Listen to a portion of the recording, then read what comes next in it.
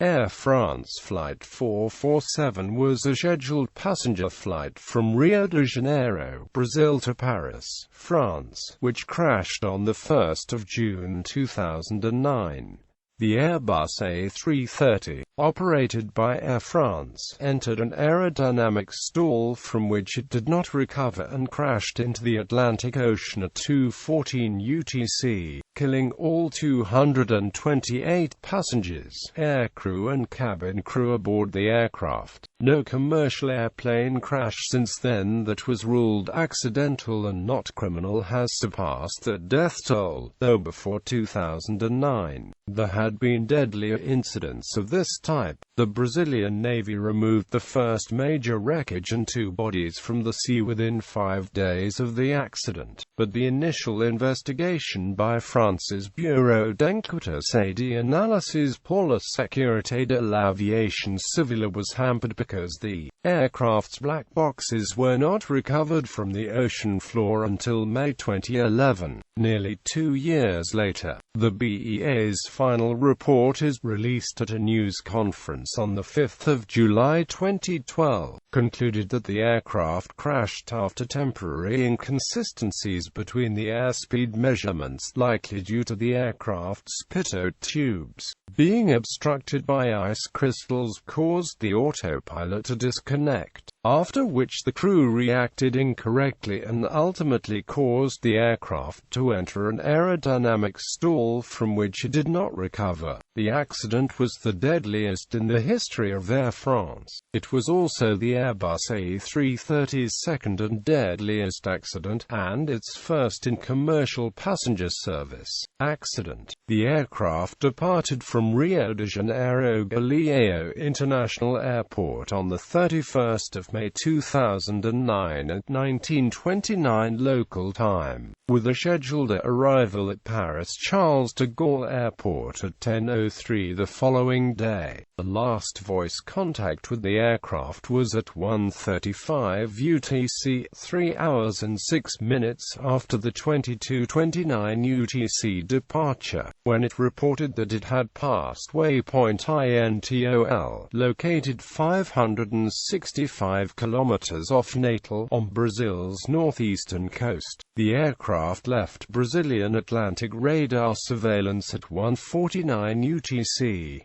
The Airbus A330 is designed to be flown by a crew of 2 pilots. However, because the 13-hour duty time for the Rio-Paris route exceeds the maximum 10 hours permitted by Air France's procedures, Flight 447 was crewed by 3 pilots, a captain and 2 first officers. With 3 pilots on board, each of them can take a rest during the flight, and for this purpose the A330 has a rest cabin, situated just behind the cockpit. In accordance with common practice, the captain had sent one of the co-pilots for the first rest period with the intention of taking the second break himself. At 1:55 UTC, he woke the second pilot and said, "He's going to take my place." After having attended the briefing between the 2 co-pilots, the captain left the cockpit to rest at 2 hours 1 minute and 46 seconds UTC. At 2:06 UTC, the pilot warned the cabin crew that they were about to enter an area of turbulence. Probably 2 to 3 minutes after this, the airplane encountered icing conditions and ice crystals started to accumulate in the pitot tubes. The pilots turned the aircraft slightly to the left and decreased its speed from Mach 0.82 to Mach 0.8. At 2 hours 10 minutes and 5 seconds UTC, the autopilot disengaged because the blocked pitot tubes were no longer providing valid airspeed information, and the airplane transitioned from normal law to alternate law 2. The engine's auto-thrust systems disengaged 3 seconds later. Without the autopilot, the aircraft started to roll to the right due to turbulence, and the pilot reacted by deflecting his side stick to the left. One consequence of the change to alternate law was an increase in the aircraft's sensitivity to roll, and the pilot's input overcorrected for the initial upset. During the next 30 seconds,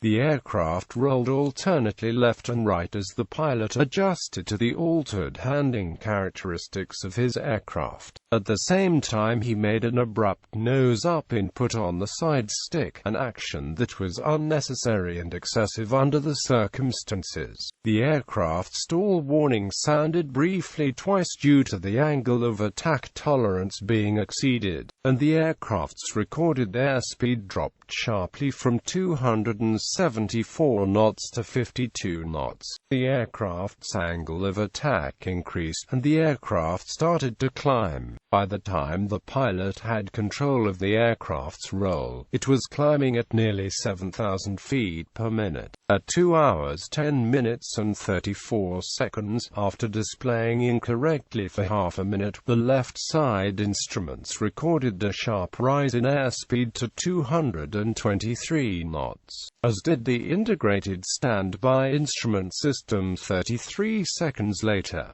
The icing event had lasted for just over a minute. The pilot continued making nose-up inputs. The trimmable horizontal stabilizer moved from 3 to 13 degrees nose-up in about 1 minute, and remained in that latter position until the end of the flight. At 2 hours 11 minutes and 10 seconds UTC, the aircraft had climbed to its maximum altitude of around 38,000 feet. There, its angle of attack was 16 degrees, and the engine thrust levers were in the fully forward takeoff, go around detent, and at 2 hours 11 minutes and 15 seconds UTC the pitch attitude was slightly over 16 degrees and falling, but the angle of attack rapidly increased toward 30 degrees. A second consequence of the reconfiguration into alternate law was that stall protection no longer operated, whereas in normal law, the airplane's flight management computers would have acted to prevent such a high angle of attack. In alternate law, this did not happen.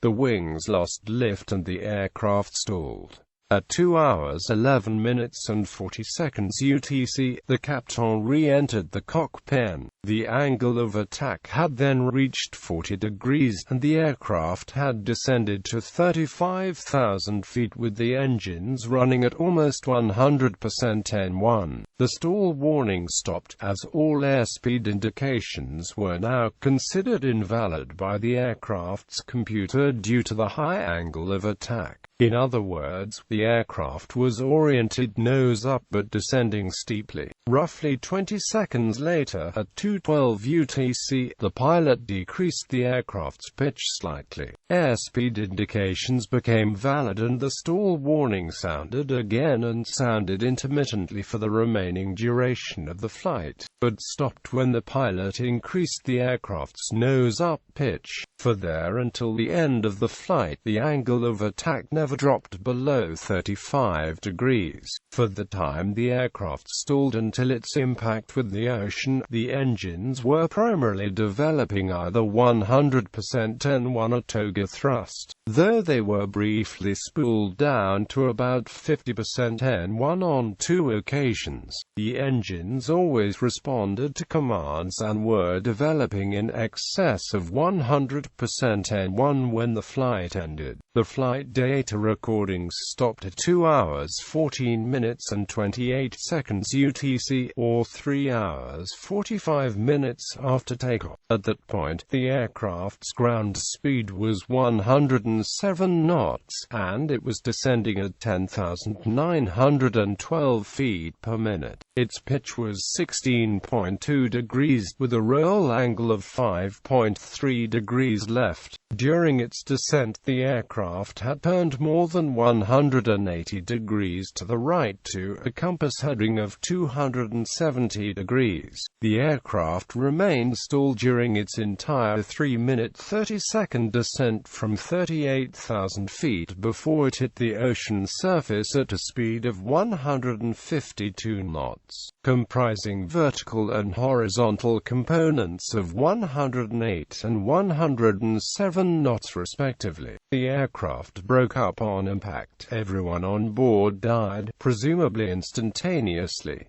Automated messages. Air France's A330s are equipped with a communications system, aircraft communication addressing and reporting system, which enables them to transmit data messages via VHF or satellite. ACARS can be used by the aircraft's onboard computers to send messages automatically, and FGZCP transmitted a position report approximately every 10 minutes. Its final position report at 2 hours 10 minutes and 34 seconds gave the aircraft's coordinates as 2.98 degrees north, 30.59 degrees west, 2.98 minus 30.59. In addition to the routine position reports, FGZCP's centralized maintenance system sent a series of messages via ACARS in the minutes immediately prior to its disappearance. These messages, sent to prepare maintenance workers on the ground prior to arrival, were transmitted between 2:10 UTC and 2:15 UTC, and consisted of 5 failure reports and 19 warnings, until the black box flight recorders were recovered 2 years later. These messages represented the only recorded data available to the investigators. They offered a tantalizing but incomplete picture of what had happened to Flight 447. Among the ACARS transmissions at 2:10 is one message that indicates a fault in the pitot static system. Bruno Sinatti, president of Volta, Air France's third biggest pilots union, stated that piloting becomes very difficult, near impossible, without reliable speed data. The 12 warning messages with the same time code indicate that the autopilot and auto-thrust system had disengaged, that the TCAS was in fault mode, and flight mode went from normal law to alternate law. The remainder of the messages occurred from 2:11 UTC to 2:14 UTC, containing a fault message for an air data inertial reference unit and the integrated standby instrument system. At 2:12 UTC, a warning message NAV-ADR disagree indicated that there was a disagreement between the 3 independent air data systems. At 2:13 UTC, a fault message for the flight management guidance and envelope computer was sent. One of the 2 final messages transmitted at 2:14 UTC was a warning referring to the air data reference system. The other advisory was a cabin vertical speed warning, indicating that the aircraft was descending at a high rate. Weather conditions in the mid-Atlantic were normal for the time of year, and included a broad band of thunderstorms along the intertropical convergence zone. A meteorological analysis of the area surrounding the flight path showed a mesoscale convective system extending to an altitude of around 50,000 feet above the Atlantic Ocean before Flight 447 disappeared. During its final hour, Flight 447 encountered areas of light turbulence. Commercial air transport crews routinely encounter this type of storm in this area, with the aircraft under the control of its automated systems. One of the main tasks occupying the cockpit crew was that of monitoring the progress of the flight through the ITCZ, using the onboard weather radar to avoid areas of significant turbulence.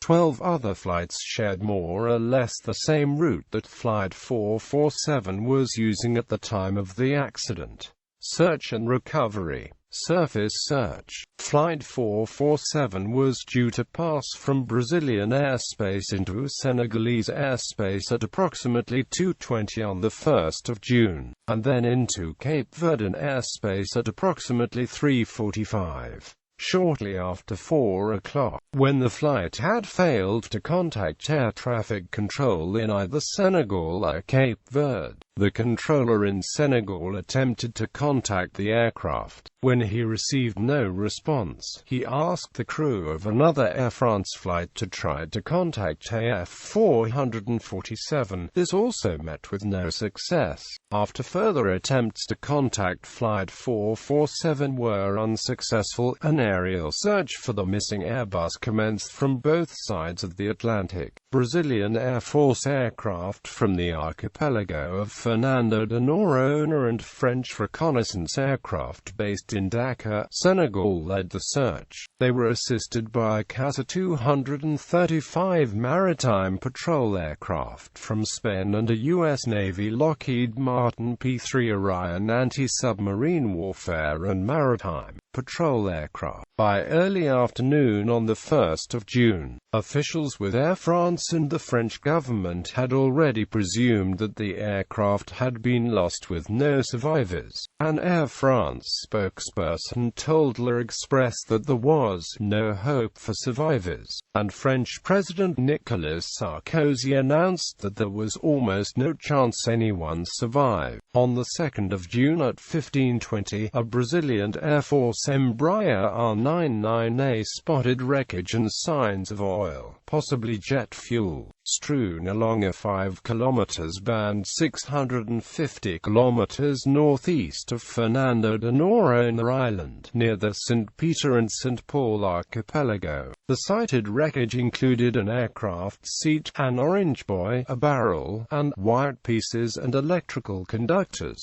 Later that day, after meeting with relatives of the Brazilians on the aircraft, Brazilian Defense Minister Nelson Jobim announced that the Air Force believed the wreckage was from Flight 447. Brazilian Vice President José Alencar declared 3 days of official mourning. Also on the 2nd of June, 2 French Navy vessels, the frigate Ventos and helicopter carrier Mistral, were en route to the suspected crash site. Other ships sent to the site included the French research vessel Pourquoi, equipped with 2 mini-submarines able to descend to 6,000 meters. Since the area of the Atlantic in which the aircraft went down was thought to be as deep as 4,700 meters. On the 3rd of June, the first Brazilian Navy ship, the patrol boat Grajor, reached the area in which the first debris was spotted. The Brazilian Navy sent a total of 5 ships to the debris site. The frigate Constituição and the corvette Caboclo were scheduled to reach the area on the 4th of June. The frigate Bociccio on the 6th of June and the replenishment oiler Almirante Gastão Mota on the 7th of June. Early on the 6th of June 2009, 5 days after Flight 447 disappeared, 2 male bodies, the first to be recovered from the crashed aircraft, were brought on board the Caboclo along with a seat, a nylon backpack containing a computer and vaccination card, and a leather briefcase containing a boarding pass for the Air France flight. The following day, the 7th of June, search crews recovered the Airbus's vertical stabilizer, the first major piece of wreckage to be discovered. Pictures of this part being lifted onto the Constituição became a poignant symbol of the loss of the Air France craft. The search and recovery effort reached its peak over the next week or so, as the number of personnel mobilized by the Brazilian military exceeded 1,100. 15 aircraft were devoted to the search mission. The Brazilian Air Force Embraer R99 flew a total of more than 100 hours, and electronically scanned more than 1 million square kilometers of ocean. Other aircraft involved in the search scanned, visually, 320,000 square kilometers of ocean and were used to direct Navy vessels involved in the recovery effort. By the 16th of June 2009, a total of 50 bodies had been recovered from a wide area of the ocean. The bodies were transported to shore, first by the frigates Constituição and Bociccio to the islands of Fernando de Noronha, and thereafter by air to Recife for identification. Pathologists identified all 50 bodies recovered from the crash site, including that of the captain, by using dental records and fingerprints. The search teams logged the time and location of every find in a database which, by the time the search ended on the 26th of June, catalogued 640 items of debris from the aircraft. The B documented the timeline of discoveries in its first interim report. Underwater search. On the 5th of June 2009, the French nuclear submarine Emeraude was dispatched to the crash zone, arriving in the area on the 10th. Its mission was to assist in the search from the missing flight recorders or black boxes that might be located at great depth. The submarine would use its sonar to listen for the ultrasonic signal emitted by the black boxes, pingers, covering 13 square miles a day. The Emeraude was to work with the mini-subnautical, which can descend to the ocean floor. The French submarines would be aided by two U.S. underwater audio devices capable of picking up signals at a depth of 20,000 feet. Following the end of the search for bodies, the search continued for the flight data recorder and the cockpit voice recorder, the so-called black boxes. French Bureau d'Enquêtes et d'Analyses chief Paul-Louis Arslanian said that he was not optimistic about finding them since they might have been under as much as 3,000 meters of water, and the terrain under this portion of the ocean was very rugged. Investigators were hoping to find the aircraft's lower aft section, since that was where the recorders were located. Although France had never recovered a flight recorder from such depths, there was precedent for such an operation. In 1988, an independent contractor recovered the cockpit voice recorder of South African Airways Flight 295 from a depth of 4,900 meters in a search area of between 80 and 250 square nautical miles. The Air France flight recorders were fitted with water-activated acoustic underwater locator beacons or pingers, which should have remained active for at least 30 days, giving searchers that much time to locate the origin of the signals. France requested two towed ping locator hydrophones from the United States Navy to help find the aircraft. The French nuclear submarine and two French contracted ships trawled a search area with a radius of 80 kilometers, centered on the airplane's last known position. By mid-July, recovery of the black boxes still had not been announced. The finite beacon battery life meant that, as the time since the crash elapsed, the likelihood of location diminished. In late July, the search for the black boxes entered its second phase, with a French research vessel resuming the search using a towed sonar array. The second phase of the search ended on the 20th of August without finding wreckage within a 75 kilometers radius of the last position, as reported at 2:10. The third phase of the search for the recorders lasted from the 2nd of April until the 24th of May 2010, and was conducted by two ships, the Anne Candice and the Seabed Worker. The Anne Candice towed U.S. Navy sonar array, while the Seabed Worker operated three robot submarines AUV Abyss. Air France and Airbus jointly funded the third phase of the search. The search covered an area of 6,300 square kilometers, mostly to the north and northwest of the aircraft's last known position. The search area had been drawn up by oceanographers from France, Russia,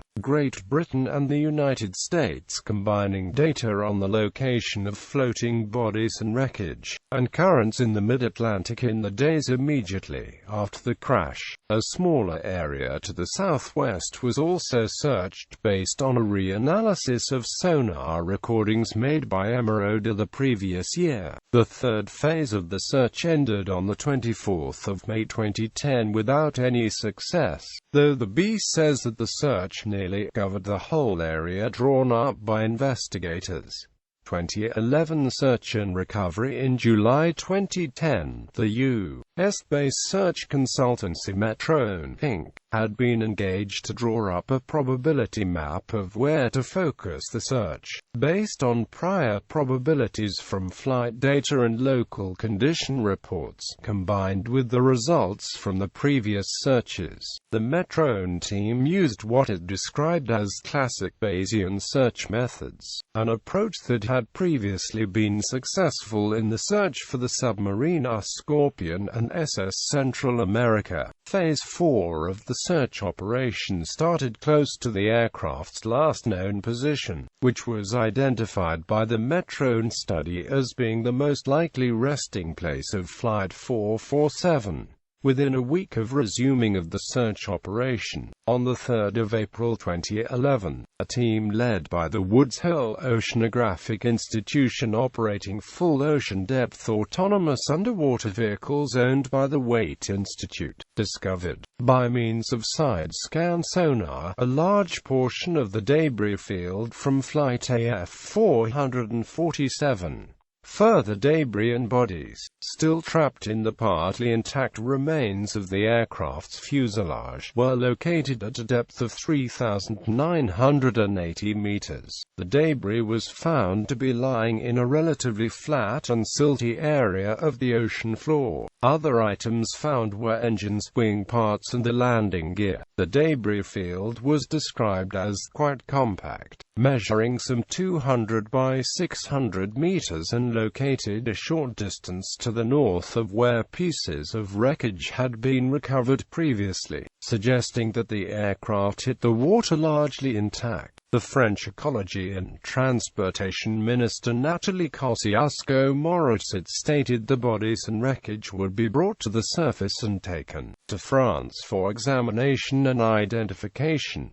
The French government chartered the Isle de Seine to recover the flight recorders from the wreckage. An American REMRA 6000 remotely operated vehicle and operations crew from Phoenix International experienced in the recovery of aircraft for the United States Navy were on board the Isle de Seine. Isle de Seine arrived at the crash site on the 26th of April, and during its first dive, the REMRA 6000 found the flight data recorder chassis, although without the crash survivable memory unit.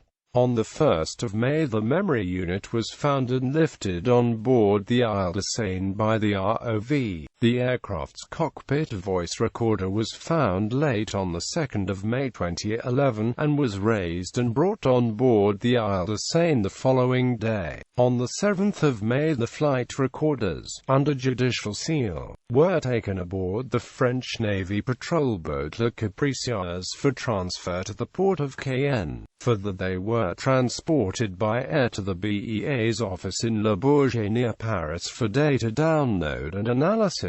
One engine and the avionics bay containing on-board computers had also been raised. By the 15th of May all the data from both the flight data recorder and the cockpit voice recorder had been downloaded. The data was subjected to detailed in-depth analysis over the following weeks, and the findings published in the third interim report at the end of July. The entire download was filmed and recorded. Between the 5th of May and the 3rd of June 2011, 104 bodies were recovered from the wreckage, bringing the total number of bodies found to 154. 50 bodies had been previously recovered from the sea. The search ended with the remaining 74 bodies still unrecovered. Aircraft. The aircraft involved in the accident was an Airbus A330-203, with manufacturer serial number 660, registered as FGZCP. This airliner's first flight was on the 25th of February 2005, and it was Air France's newest A330 at the time of the crash. The aircraft was powered by two General Electric CF680E1A3 engines with a maximum thrust of 68,530 60,400